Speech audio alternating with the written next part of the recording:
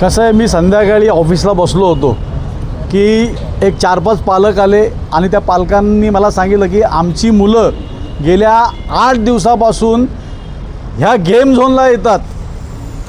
हे पालकांना माहिती नाही. पालकांना सांगतो की आम्ही शाळेमध्ये गेलेलो आहे, शाळेला दांडी मारतात आणि पोरं ह्या गेम झोनमध्ये गेतात.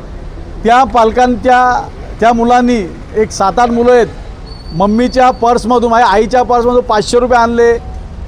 नंतर आईची पर्स मिळाली नाही म्हणून वडिलांच्या खिशातून पैसे आणले. त्याच्यानंतर दोन्हीकडनं मिळाले नाही तर त्यांनी साठवलेला जो पैसा होता, जो गल्ला असतो लहान मुलांचा, तो फोडला. आणि ह्या गेम झोनमध्ये इथं 2,000 ते 3,000 रुपये हरलेला आहे.